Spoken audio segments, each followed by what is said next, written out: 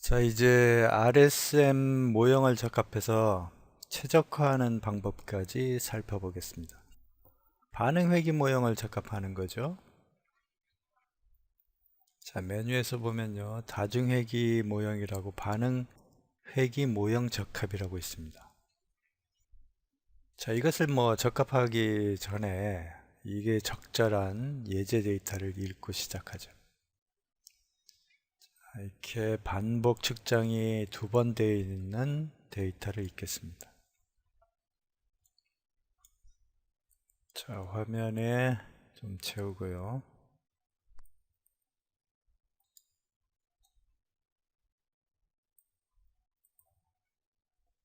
자, 데이터를 읽었는데요. 보다시피 통계량 부분에서 에러가 있어요. 이게 지금 연결이 되어 있지 않기 때문에 연결을 하겠습니다. 통계량 영역 업데이트. 이제 SMB가 제대로 계산됐죠? 자, 내용은 뭐냐면요. 합성률인데 수율하고 비슷한 거예요. 수율하고 비슷한 건데, 그러니까 이건 클수록 좋은 거죠. 클수록 최적이 되는 겁니다. 그래서 반응 압력, 반응 시간, 반응 온도, 압력 시간, 온도라는 3개의 팩터가 지정되어 있고 각 팩터는 3수준으로 되어 있습니다. 레벨이 3개씩 되어 있다는 것을 여기서 확인할 수 있습니다. 자, 기존에 이제 이렇게 모형이 적합이 되어 있는 아웃풋들이 이렇게 있어요. 이 아웃풋들을 다 지워버리려면 지워버리고 다시 하죠. 분석 결과 시트 삭제. 그럼 다 삭제됐죠? 저장을 하고, 자, 다중 회귀 모형 적합 단추를 눌러서 적합을 하면 이와 같이 회귀 모형이 적합이 됩니다. 자, 이와 같이 회귀 모형이 적합이 돼서 표준 편차, y가 표준 편차인 경우, 그 다음에 y가 SMB인 경우, 그래서 3가지 형태의 반응 회귀 모형이 적합이 되어 있습니다.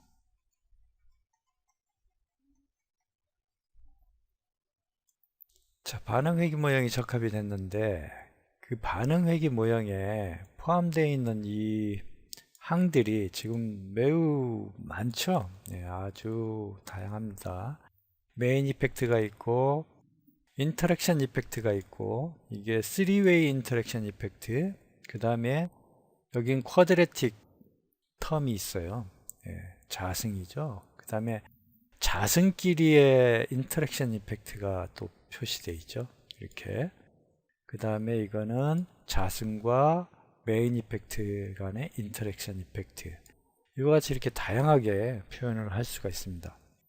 자, 이 항들을 조정하기 위해서는 상호작용 재설정 단추를 누르면 됩니다. 그래서 현재 모형에 이와 같이 지금 포함이 되어 있는 거죠. 그래서 이거를 다시 설정하려면 당연히 이제 모두 제거하면 다 제거가 돼요. 그래서 2원 상호작용, 3원 상호작용만 집어넣겠다. 그럼 이렇게 해서 이제 모형을 다음 단추 누르면 적합하겠죠. 자, 그래서 이와 같이 적합이 됐습니다. 자, 그랬을 때 예측값은 72.148인데 이 x들의 값을 디폴트는 어떻게 되어 있냐면요. 8과 12에 센터 포인트로 들어가 있어요. 그래서 물론 이제 이거는 제가 11로 하겠다 그러면 11 이렇게 해서 입력을 하면 그에 해당된 모형식의 값이 당연히 변하죠. x의 대입값이 달라지니까요. 이거 같은 경우는 2.1로 하겠다.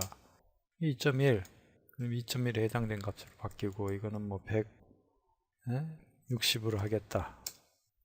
그럼 160으로 바뀝니다. 그렇게 해서 그때 예측값 y는 74.2로 합성률이 예측이 됐죠. 그 다음에 스탠다드 데비에이션의 예측값, 그 다음에 y가 SMB인 경우에 SMB의 예측값, 이렇게 출력이 된 걸 알 수가 있고, 이 y의 예측값의 confidence interval 99.75인데 이 99.75는 보다시피 여기 얹어보면요, 이게 3시그마에 해당된 바로 값이에요. 플러스 마이너스 3시그마에 해당하는 신뢰 수준이 99.73이기 때문에 그렇습니다. 보통의 경우는 실전에서 이 값을 쓰는 경우도 많아요. 그런데 이론서에서는 보통 95%를 많이 쓰죠. 95%를 하겠다 그러면 여기다 95라고 입력하고 엔터하면 보다시피 신뢰 구간이 95%에 해당하는 컨피던스 인터벌로 바뀐 거를 볼 수가 있습니다. 자, 그래서 입력을 이와 같이 할 수 있는 자리는 바로 이런 것들이죠. 이런 것들. 그래서 이 최종 모수를 이제 구할 때는 지금 설정된 모형식이 메인 이펙트가 있고요. 그 다음에 투웨이 인터랙션 이펙트가 있고 쓰리웨이 인터랙션 이펙트가 포함되어 있는 모형이죠. 지금 이러한 반응 회귀 모형을 기본으로 두고 최적화를 실행을 할 수가 있겠죠. 그랬을 때 보다시피 여기처럼 각각의 이제 추정된 회귀 개수들이 유의하고 유의하지 않고 그런 P값을 지금 확인할 수가 있는데, 유의하지 않다고 해서 뭐 무조건 빼는 것도 능사는 아니죠. 물론 이제 이렇게 고창의 인터랙션 이펙트가 분석상 정밀성을 해칠 수도 있어요. 그거는 뭐 참 굉장히 깊이 분석해야 되는 문제고, 이렇게 모형식을 설정을 했는데 보다시피 3수준일 때는요, 3수준일 때는 펜을 좀 써야 되겠네요. 자, 이거는 이제 교육에서 본격적으로 해야 될 일이긴 한데, 이와 같이 3수준일 경우는 수준이 3개이기 때문에 2차 쿼드레틱까지 가능합니다. 2차 항. 자, 2차 항이라는 것은 이런 것들은 인터랙션이에요. 투웨이라고 불러요. 투웨이. 이게 쓰리웨이 인터랙션이고, 이렇게 쿼드레틱이라는 2차 항이라고 하는 거는 AA, BB, CC 이런 것들을 얘기하는 거예요. 이게 바로 2차 항이고, 3차 항은 AAA겠죠. 4차 항은 당연히 AA의 4개를 곱한 것이 4승이죠. 4승. 4제곱한 거예요. 그렇게 되는데, 레벨의 수가 레벨이 2인 경우는 1차밖에 못해요. 1차. 자, 이와 같이 2웨이, 3웨이 이런 거는 전부 다 1차예요. 1차. 자, 1차라고 보는 거예요. 쿼드레틱이나 큐빅이 아니거든요. 2차항이나 3차항이 아닙니다. 이런 거는. 그래서 이거는 뭐 2웨이, 3웨이라는 말을 표현해서 이와 같이 표현을 하는 거죠. 표현하는 건데, 이게 2차인 경우에는 1차밖에 안 돼요. 그러면 우리가 반응 회귀 모형엔 바로 RSM을 사용해서 반응 회귀 모형을 적합할 경우에 2차 항을 보겠다면 당연히 측정할 때부터 요인의 수준수를 결정할 때부터 3수준으로 결정을 해야 돼요. 자, 수준이 하나, 둘, 3개가 있으면 이게 리니어할 수도 있지만 이 수준이 여기가 올라갔다가 내려오면 이렇게 2차형이 되거든요. 2차형이. 뭐 이렇게 될 수도 있죠. 이렇게. 아니면 뭐 이렇게 됐다가 이렇게 올라갈 수도 있어요. 이렇게. 그런데 수준의 수가 2개면 이거밖에 안 되죠. 직선밖에 안 돼요. 그래서 1차식 밖에는 표현할 수 없죠. 그러니까 1차식의 선형 모형 밖에는 표현할 수 없다는 겁니다. 그래서 2차식을 즉 쿼드레틱 텀을 감안할 때는 당연히 수준의 수를 3개를 지정해야죠. 쿼드레틱이 아니라 이제 큐빅이 되려면 하나 더 수준수를 하나 더 만들어야 돼요. 그래서 이렇게 3차가 되도록 만들어 줘야죠. 네. 자, 그러니까 2차 항을 반응 회귀 모형에 감안을 하려면 당연히 2차식을 적용하려면 수준수를 3개로 해야 되고 3차식을 적용하려면 수준수를 4개 이상으로 해야 되는 거예요. 그러니까 미니멈 4개까지. 그죠? 그 다음에 4차식을 하려면 5개까지 해야죠. 5개까지. 그러니까 이 차수에 하나 더 플러스 시킨 레벨, 수준수만큼 적용을 해야 되는 겁니다. 자, 무슨 말인지 아시겠죠? 자, 이건 이제 이런 내용은 교육과정을 설명할 때 그때는 이제 이론적인 배경과 해석하는 방법에 대한 이해도를 심화하기 위해서 하는 교육과정이니까 그럴 때 더 자세히 설명을 하게 될 겁니다. 지금 뭐 매뉴얼 수준이니까요. 사용법을 익히는 거니까. 자, 그래서 이와 같이 이제 모형을 적합을 했는데 보다시피 수동으로 이렇게 유의하지 않은 항들을 제거하고 다시 적합할 수도 있어요. 물론 반응 Y에 해당하는 추정 모형만 제가 이제 언급을 하지만 표준 편차도 마찬가지고 이 밑에 SMB도 다 동일하게 적용되는 거예요. 만약에 이게 가장 유의하지 않은 것을 내가 백워드 엘리미네이션 하겠다. 그러면 이거죠, 이거. 이게 가장 P값이 크잖아요. P값이 큰 것이니까 유의도가 가장 안 좋죠. 그래서 이렇게 지워버려요. 이럴 때는 딜리트해서 지웁니다. 이 캐릭터를 모형에 포함되어 있는 부분을. 자, 그리고 여기도 역시 두 번째로 안 좋죠. 뭐 한 번에 하나씩만 해도 되고 그런데 뭐 같이 다 빼도 되고 근데 한 번에 하나씩만 해볼까요? 한 번에 하나를 지우고 반응 모형을 재적합합니다. 그러면 조금 전에 삭제한 바로 이 부분의 항이 제거됐죠. 제거되고 다시 적합했는데 BC가 유의하지 않죠. 그래서 이걸 다시 지우고 다시 적합을 해보면 그 항이 제거됐죠. 자, 그게 제거됐는데도 불구하고 3웨이 인터랙션 이펙트 항이 이와 같이 유의하지 않아요. 그리고 유의하지 않은 걸 전부 다 이제 제거합니다. 결국 이거 제거한다는 거는 L항에 풀링하는 것과 똑같은 이야기예요. 그래서 이렇게 제거를 하면 이와 같이 유의한 것만 달랑 남았죠. 물론 이렇게 유의한 것만 달랑 남았다고 해서 이 모형이 적합이 뭐 가장 우수하다 이렇게 일률적으로 판단할 수는 없습니다. 자, 여기에 보면요, 오차항에 leg of fit에 대한 오차가 있어요. 이 오차가 즉 적합결여 오차가 0이다라는 가설을 지금 기각했죠. 이 수준 5%에서.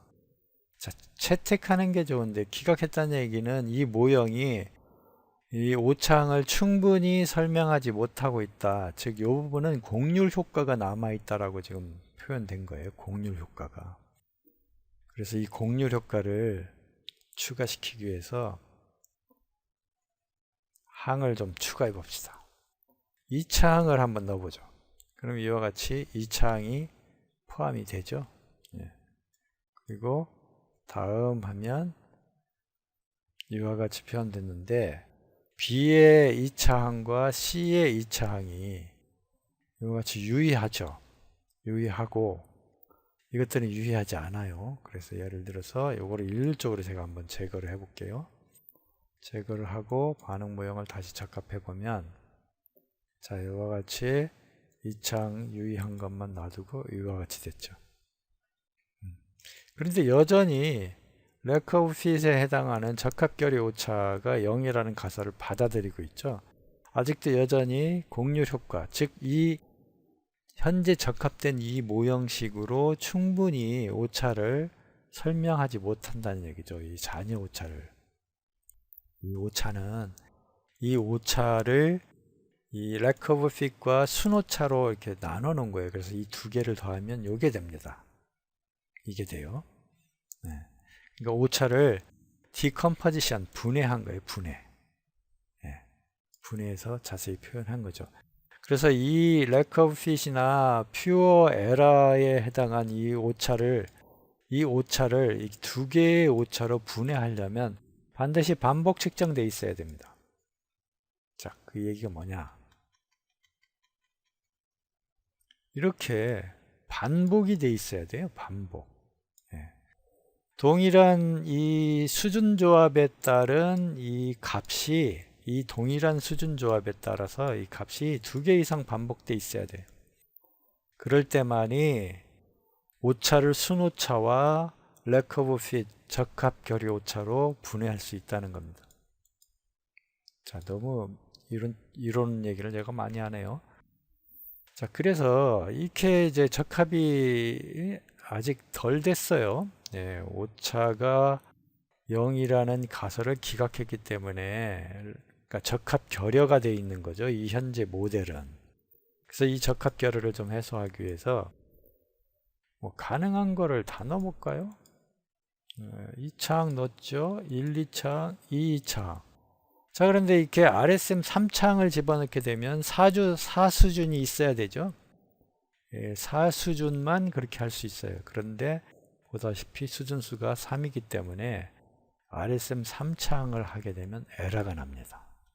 모형 적합이 안 돼요. 자, 그래서 일단 이렇게 해보겠습니다. 자, 그러면 이와 같이 됐는데 보다시피 이와 같이 커졌죠. 네. 그러니까 적합결의 오차가 0이라는 가설을 받아들이게 돼버린 거예요. 자, 이렇게 받아들이게 되면 적합결의 오차가 없다는 얘기인데 통계적으로 유수준 5%에서 0이라는 가설을 받아들이게 돼버리니까 좋죠. 네, 적합이 잘 됐다는 뜻을 의미하는 거예요. 자, 그런데 이와 같이 이렇게 유의하지 않은 것들이 중간에 듬성듬성 있죠. 네. 그래서 이렇게 보면 요게 이렇게 돼 있고 이렇게 이제 1차와 2차의 인터랙션 이펙트가 유의한 것들이 있어요. 네. 그래서 이거를 수동으로 이렇게 제거해도 되지만 이런 경우에는 스텝와이즈 리그레션을 사용해서 즉 모형의 적합도에 즉 유의성에 각각의 회귀계수의 유의성이 좋은 것부터 차례대로 스텝와이즈 셀렉션에서 집어넣는 방법도 생각할 수 있죠. 네. 그래서 제가 이와 같이 스텝와이즈 리그레션 방법을 여기다가 추가시켜 놨습니다. 그래서 이걸 한번 실행해 보겠습니다. 자, 이렇게 오면 모형식이 지금 3개가 있죠. 예, 반응 Y가 있고 표준 편차를 Y로 보는 경우가 있고 SMB를 Y로 보는 경우가 있죠. 그래서 요 반응 Y를 Y로 보고 모형을 적합한 첫 번째 회귀 모형식을 적용을 하고, 자, 디폴트를 이렇게 해서 돌려주는데 잔차 도표를 뭐 참조해보자. 2개가 지금 클릭되어 있는데 저것만 해보고 디폴트를 살짝 올리겠습니다. 0.1과 이제 추가 제거하는 기준이죠. 네, 그래서 확인을 하면 자, 이와 같이 적합이 됐고 뭐 잔차 도표는 뭐 괜찮죠? 이만하면 요게 이제 선 하나가 1배의 1 스탠다드 데비에이션의 크기예요. 여기 3 스탠다드 데비에이션 플러스 마이너스 그 안쪽에 다 고르게 퍼져 있습니다. 잔차가. 자, 결론이 뭐냐. 이렇게 해서 결국 19개 이펙트가 있는데 항이 있는데 12개 이펙트가 진입됐어요. 모형식에. 그래서 맨 마지막에 보면 12개의 이펙트가 진입됐죠. 그래서 먼저 진입된 게 뭐 위에 있는 거예요. 먼저 진입됐지만 나중에 진입된 거에 의해서 이와 같이 유의성이 좀 안 좋아지는 그러한 경우도 있습니다. 근데 중요한 거는 B의 2차, C의 2차의 쿼드레틱 텀이 가장 먼저 진입됐죠. 예, 제일 위에 보면 BBCC가 가장 먼저 진입된 걸 알 수가 있죠. 그렇죠? 그래서 이게 이제 최후 12개까지 이와 같이 모형이 진입된 겁니다. 그래서 현재 이렇게 진입되어 있는 12개의 항만 가지고 리그레션을 적합하려면 여기에 진입되지 않은 것을 모형 8에 가서 여기서 다 지워줘야 되겠죠. 이렇게 차례대로 지워주고 반응 모형 재적합을 눌러야, 클릭해야 이게 이제 다시 적합이 될 거예요. 자, 그러면 좀 번거롭기 때문에 여기에서 리그레션 테이블의 결과 적용, 이거를 클릭하게 되면 이와 같이 가장 먼저 진입된 거는 1, 두 번째로 진입된 건 2, 그리고 나머지 진입되지 않은 건 이렇게 지워줘요. 예. 그래서 이 안에 뭔가 문자가 최소한도 블랭크가 아니면 모형에 포함시킨다는 거거든요. 예. 그래서 숫자로 가장 먼저 진입된 거 1, 두 번째로 진입된 거 2, 이런 식으로 해서 표시를 해주는 겁니다. 예. 그래서 반응 모형 재적합을 하면 다시 진입된 것들만 가지고 반응 모형을 재적합을 한 겁니다. 이와 같이. 그렇죠? 예. 그러니까 여기 보면 0.831인데 여기 있는 가능한 항들 다 사용하는 경우에 적합 결의감정 0.732예요. 732보다 좀 커졌죠? 예, 약간 더 좋아졌어요. 예, 그래서 모형을 지금 현재 수정되어 있는 이 모형으로 결정을 해야 되겠다. 예, 그렇게 만약에 결정을 한다면, 자, 이건 지금 Y에 해당한 추정 모형만 가지고 제가 설명하지만 SMB를 가지고 한다 그러면 SMB만 가지고 계속 그렇게 모니터링하고 추출하고 뺄 항 빼고 이런 식으로 진행을 하면 되는 거죠. 그래서 지금은 현재 Y만 가지고 제가 이제 예를 하나 드는 거예요. 그래서 물론 이제 SMB는 좀 볼까요? 이건 뭐 아웃풋이 너무 많아갖고 좀 지워가지고 해야 되겠는데.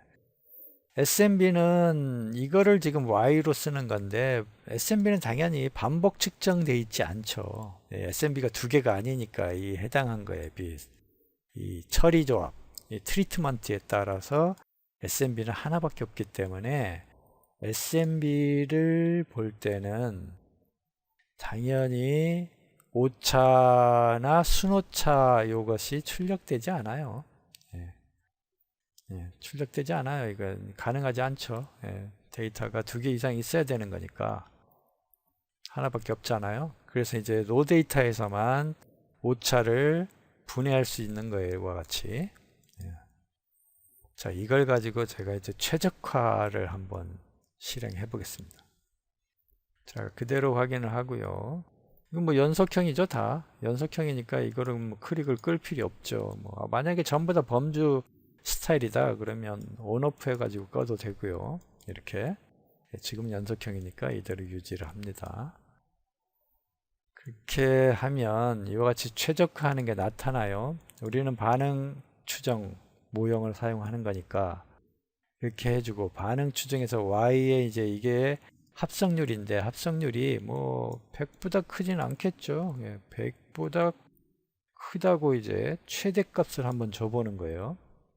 그리고 제약 조건, 물론 이제 이렇게 제약 조건을 집어넣지 않고 그냥 최적 수준 찾기 하면 이렇게 조건을 집어넣어주고 한 번 더 클릭하면 이와 같이 최적화를 합니다. 그래서 한 번 더 클릭을 해줘 봅니다. 이렇게. 그러면 할 때마다 이렇게 최적 수준의 이 팩터의 레벨, 즉 수준값을 찾아서 여기에다가 입력을 해주게 되어 있습니다. 그렇죠? 예. 살짝 움직이긴 하는데 이거는 이제 이것들이 약간씩 움직이죠. 그래서 클릭을 몇 번씩 해주고 안정되면 좋지만 좀 안정됐죠? 그래서 여기 U 숫자만 지금 달라지는 것을 볼 수가 있어요. 예. 자, 이게 바로 이제 최적 수준을 찾은 거예요. 간단하죠. 예. 심플렉스 방법에 의해서 최적 수준을 찾은 거예요. 그렇게 했을 때 Y 합성률 Y는 98 정도 된다는 거예요. 예측값이. 그리고 최적 수준은 8, 1.8, 시간은 그 다음에 반응 온도는 154.5 정도로 해주면 된다. 그렇게 했을 때 Y의 최적 예측값은 98 정도의 합성률을 나타낸다. 예, 그걸 의미하는 거예요. 예. 그리고 이건 이제 모형 적합에 해당한 부분이고요. 그 모형은 이와 같이 설정됐다는 거고요. 자, 그런 다음에 이걸 우리가 이제 시각적으로 보려면 뭐 당연히 적합된 이 모형이 뭐가 더 합성률에 더 중요한 영향을 미치는 변수냐, 예, 그러한 이펙트냐, 뭐 그런 거 분석하려면 뭐 개수 파레토를 눌러서 개수 파레토를 이렇게 그려보면 되죠. 자, 이거를 눌러주면은 좀 랜덤하게 바꿔주게 돼 있어요. 수직이냐 수평이냐. 수평에서 눌러주면 모양을 바꿔주게 제가 해놓은 겁니다. 그 절대값을 빼면 이와 같이 회귀계수의 절대값 표시를 빼고 표현을 해주는 겁니다. 그러니까 이게 양의 영향력과 음의 영향력인데 이쪽에서 절대값이 가장 큰 것부터 소트되어 있기 때문에 이쪽이 영향력은 크죠. 근데 이거는 음의 영향력인데 합성률의 양의 영향력을 크게 주려면은 이것들이 커져야 되고 이것들은 당연히 작아져야죠. 반응 압력은 작고, 그렇죠? 예. 이게 cc니까 절대값을 빼보죠. cc 반응 압력은 A가 이렇게 이펙트가 크네요. 그래서 중요도로 보면은 이게 요만큼의 중요도 퍼센트를 차지한다는 거예요. 자, 이건 회귀계수고 회귀계수의 절대값을 취한 값이고 소트되어 있습니다. 이렇게. 자, 이것을 이 회귀계수 파레토 도표를 그린 회귀 모형이 뭔지, 여기 회귀 모형이 뭐 여러 개인데 어떤 거 그렸는지 모를 수도 있잖아요. 그럴 때는 이걸 클릭하면은 이 회귀 파레토 도표를 작성한 회귀 모형이 뭐라는 걸 알려주고 그 시트로 이동합니다. 회귀 모형 적합 9번이죠. 9번. 예, 9번이니까 이거예요. 이거. 예. 이건데 많았을 땐 헷갈리잖아요. 그럼 여기를 클릭해주면 이쪽으로 이동해요. 예, 그렇게 만들어 놓은 거예요. 그리고 현재 적합된 모형의 잔차를 좀 분석하겠다 그러면 잔차 분석표 작성을 누르면 자, 해당된 모형의 잔차, 그 다음에 이거는 표준 편차를 Y로 한 모형에 대한 잔차, 이건 SMB를 Y로 한 모형에 대한 잔차표를 출력을 해주고 그 다음에 잔차 도표를 작성을 하면 잔차 도표를 작성을 합니다. 이와 같이. 네. 이건 반응 Y에 대한 잔차 도표, 이건 표준 편차 Y로 본 모형에 대한 잔차 도표, 이건 SMB를 모형으로 본 잔차 도표. 이게 3개씩 조합되어 있죠. 자, 표준화 잔차인데 이걸 잔차를 이렇게 바꾸면 잔차고, 이게 스튜던트 잔차고, 이건 크게 그리고 마할라노비스 거리고요. 이건 반응값 Y고, 네. 그 다음에 여기는 뭐 반응값을 X로 볼 거냐, 잔차로 바꿀게요. 네. 그 다음에 뭐 A 수준별 잔차들이 어떻게 분포하고 있느냐. 이 산포가 비슷한 게 좋죠.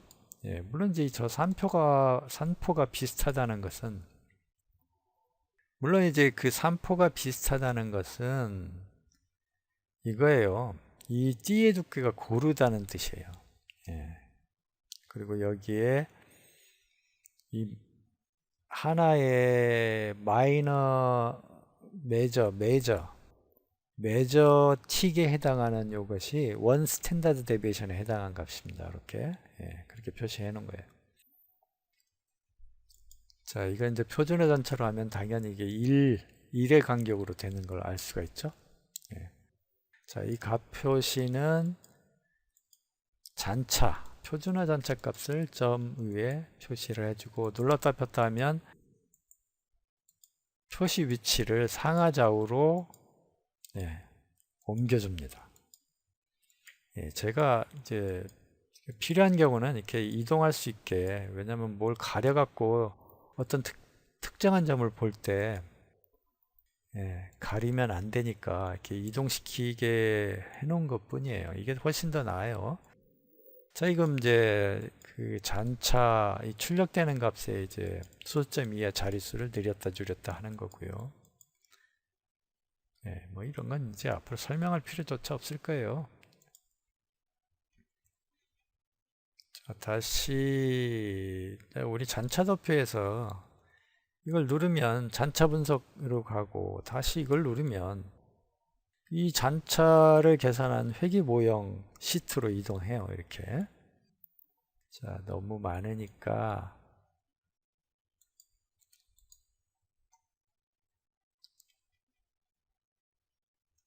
대충 이렇게 잡고 쪽을 좀 치웁시다.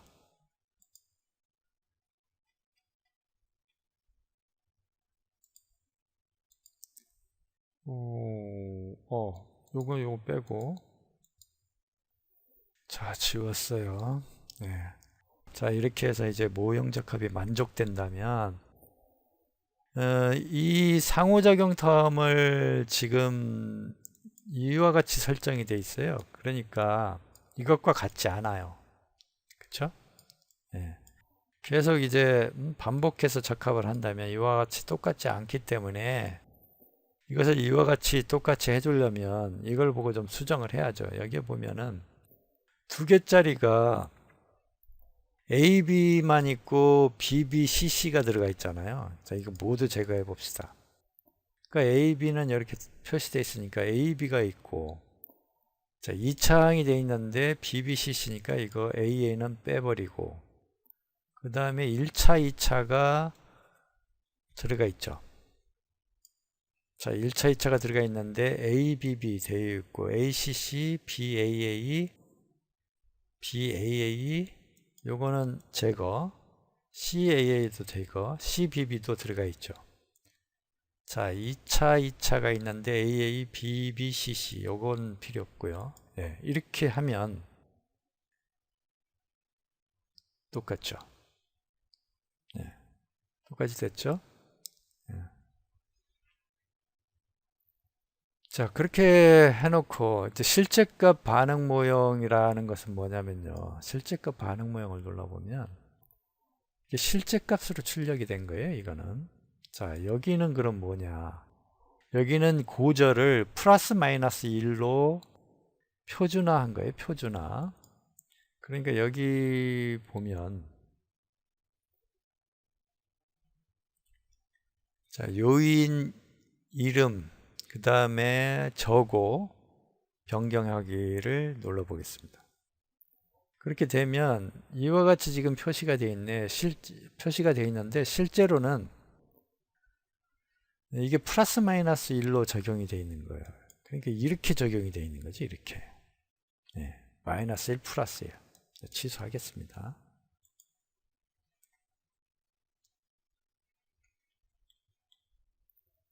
자, 그런데 이 실제값이라는 것은 실제 저고인 8과 12, 그 다음에 1.5, 2.5, 140, 160으로 회귀 모형을 적용한 거예요.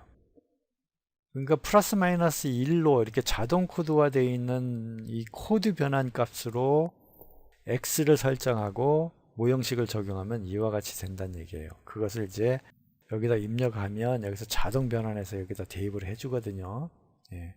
대입을 해주는데, 자, 최적화 실행을 다시 한번 하겠습니다. 자, 이렇게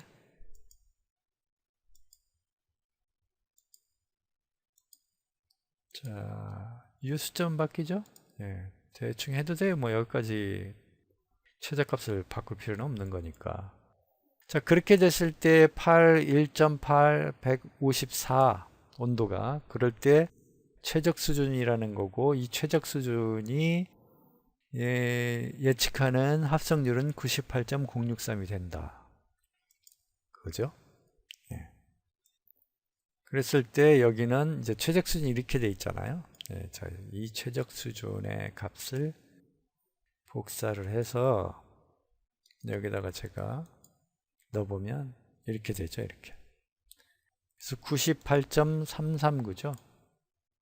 예, 98.063인데 여기는 339 정도 됐어요. 약간의 차이가 있거든요. 왜냐하면 이게 자승텀들이 있기 때문에 그래요. 이렇게 자승텀들이. 이게 이제 좀 더 모형이 단순화되면 완벽하게 똑같습니다. 이게 2차형 쿼드레틱의 RSM 모델을 적용했기 때문에. 자, 그런데 이렇게 적합했을 때 VIF가 이렇게 되는데, VIF가 이제 분산 팽창 요인이거든요. 공선의 문제가 지금 심각하다고요. 이렇게 실제 값으로 모델링을 하면. 그런데 이와 같이 플러스 마이너스 1 자동 코드화된 상태로 적용을 하면 공선 문제가 이렇게 심각하진 않아요. 자, 여기를 볼까요? 10 이상이 되면 공선성이 있는 것으로 판단한다는데 10을 넘지는 않아요. 예. 그런데 실제 값으로 적용하면 이렇게 넘어버리죠. 그러니까 모형을 적용할 때는 이 실제 값으로 보통 적용하지 않습니다. 특히 이 실험계획법에서 RSM 모형을 적용할 때 당연히 표준화하죠. 예. 그렇게 하면 일단 모형 적합하는데 좀 수월한 면도 있고 표준화시키는 효과가 있어요. 그래서 이 개수들의 효과를 비교를 할 수가 있어요. 그 다음에 공선 문제를 어느 정도 100%는 아니지만 어느 정도 회피할 수가 있다는 겁니다. 예, 그러한 장점 때문에 이와 같이 자동 코드화를 해서 데이터를 적합을 합니다. 그거는 이제 뭐 당연히 상식처럼 돼 있는 거예요. 예. 그래서 이거는 실제 코드로 적용을 한 부분이고, 자, 이거는 이제 실제 쓰지는 않습니다. 참조만 하는 거죠. 자, 그랬을 때 이제 RSM 그래프를 작성을 해보면, 여기서 보면 2차형의 형태를 가지는 게 A, B, BC잖아요. BC. 근데 이제 A 쿼드레틱과 B 쿼드레틱의 인터랙션 이펙트가 가장 커요. 그 A, B를 한번 작성을 해보겠습니다.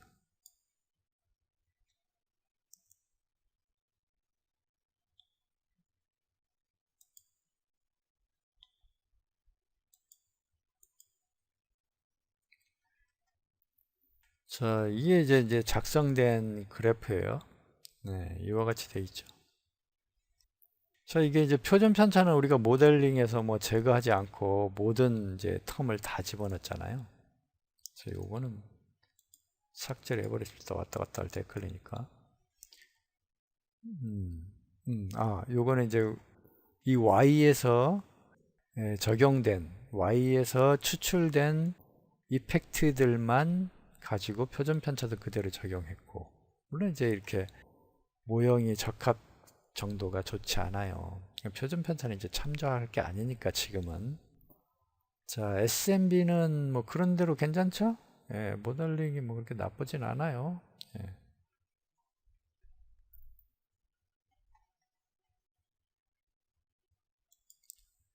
자, 그래서 이렇게 표준 편차는 그렇고 SMB는 이와 같이 돼 있고 반응은 이와 같이 돼 있어요. SMB는 클수록 최적이에요. 그러니까 바로 여기가 최적점이죠.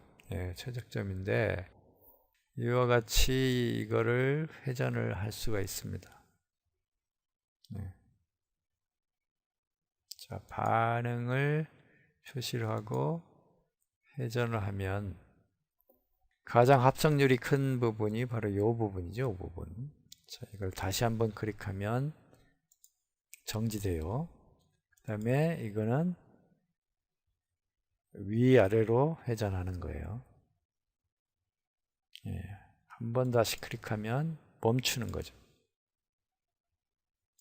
예. 자, 요거는요. 회전을 10도씩 돌리는 거예요. 만약에 내가 5도씩 돌리겠다 그러면 5도씩 이렇게 회전을 시켜줍니다. 가운데를 누르면 이렇게 원위치 돼요. 디폴트 위치. 이렇게 했을 때 바로 이 부분이 최적이죠. 자, 이 부분이요. 자, 이 부분이 최적이에요.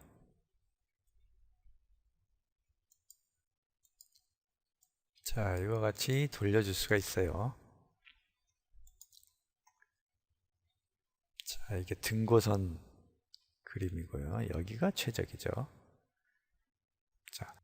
자, Y는요, Y축은 보다시피 이렇게 돼 있는데, 오토로 하면 이렇게 돼요. 네, 이건 자동으로 이제 엑셀의 자동 상태로 맞춰주는 거고, 이 실제 Y햇의 추정값에 따라서 이게 촘촘하게 해주겠다 그러면 이렇게 해주는데, 보통 한 12개 정도로 잘라줘요. 미니멈에서 맥시멈까지. 근데 이제 주는금을 사용자가 이제 변형을 시켜줄 수도 있는데, 주는급을 2라고 하겠다. 그리고 적용을 하면 이와 같이 되는 거고, 1로 하겠다. 적용하면 보다 더 촘촘하게 되죠. 예.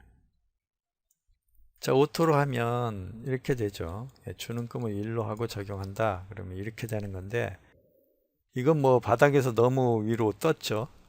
예. 자, 원래 Y햇에 미니멈 맥시멈을 적용하는 경우 종속변수는 합성률인 걸 알 수 있죠.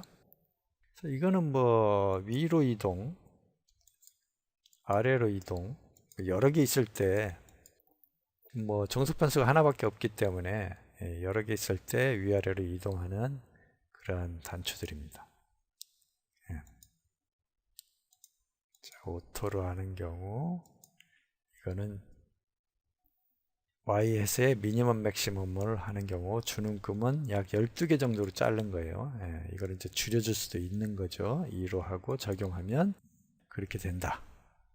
예, 아주 유용한 도구들이에요. 예, 도구들이니까. 예. 자, 눈으로 보고 못 보고는 분석자 입장에서는 상당한 차이예요. 분석력의 차이를 나타내는 거예요. 물론 이제 이러한 그 반응 표면 그림이 이 현재의 세 개를 한꺼번에 보여주지 못해요. 이렇게 조합으로 두 개씩 선택해서 보는 거죠. 그러니까 A하고 C하고 볼까요? 아니 B하고 C하고? 그럼 여기를 C로 바꿀까요? C로. 자, 이게 지금 잔상이 맺혀갖고 저게 자꾸 올라오는데, 자, 그렇게 되면 이렇게 됐네요. 예, 최적은 여기겠네요. 예.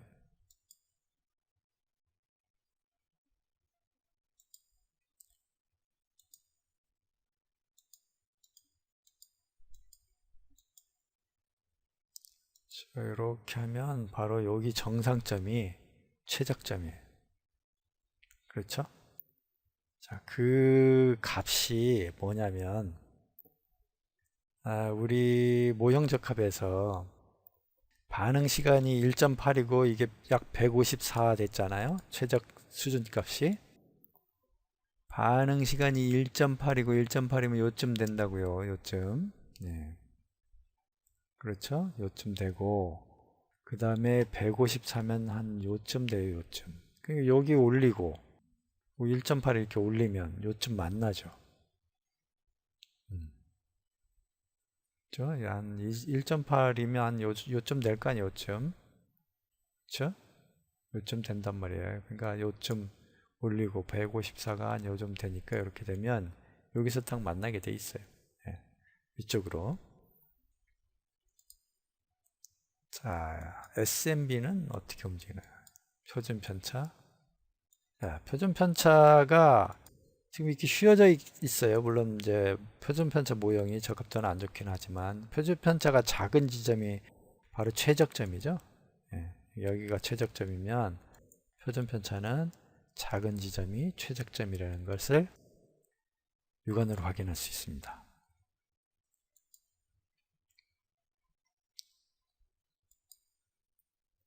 자, 이제 메뉴를 다 한 번씩 훑어봤죠. 예, 이와 같이 이제 표현을 하는 겁니다. 자, 최적화 실행을 할 때 SMB를 최적화해 볼까요? SMB는 클수록 좋아요. 자, SMB가 40 정도밖에 안 되니까 대략 뭐 100보다 크다 맞춰주면 최대 크기가 얼마가 되는지 맞추죠. 자, SMB를 이렇게 했을 때는 1.8 155 정도 되죠. 예, 그러니까 이 최적 수준이 크게 차이가 안 나네요. 자, SMB는 지금 동시에 평균과 분산을 동시에 보는 거예요. 분산이 바로 노이즈에 해당된 거죠. 자, 그래서 망대로 표현했을 때 바로 이와 같이 SMB를 계산한 거예요. 망대. 자, 이건 이제 Y의 자승분의 1값만 지금 표현한 거죠. 망소는 이렇게 계산하고. 그래서 SMB는 한쪽 방향으로 계산을 했기 때문에 SMB가 최대가 될 때 바로 최적 수준이 되는 거예요. SMB가 가장 클 때 그건 항상 다 동일하게 적용되는 겁니다. 이론을 그렇게 만들었기 때문에 그런 거예요. 물론 이제 이와 같은 예제에서는 SMB를 꼭 다구치 모형에서만 써야 된다 이런 착각은 하지 마십시오. 그거는 좀 어리석은 거예요. 예, 뭘 모르는 거죠. 데이터에는 이렇게 반복 측정되어 있는 경우는 분산도 존재하거든요. 그러니까 평균과 분산이 다 같이 존재하는 거죠. 예.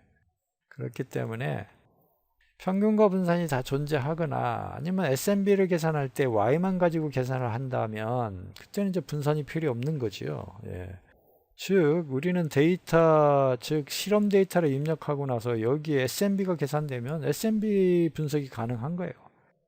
표준 편차가 많이 계산되어 있다면 표준 편차 분석이 가능한 거고, 이거는 이제 평균을 계산한 건데 이 평균을 Y로 두지는 않아요. 이 반복되어 있는 요거를 반응 Y로 놓고 리니어 리그레션을 하기 때문에 잔차 분석에서 보면 여기는 이제 표준 편차니까 27개밖에 안 되잖아요. 여기는 이제 54개가 되는 거죠. 왜냐면 반복 2번 했기 때문에 반응 변수 Y가 그죠? 밑으로 쭉 스트레치, 쭉 나래비를 세우면 한 칼럼으로 놓으면 54개의 데이터가 있는 거죠. 그러니까 여기에 이제 요 수준 조합에 해당한 것이 2번 반복되어 있는 거죠. 자, 나머지는 이제 잠시 끊었다가 설명을 하도록 하겠습니다.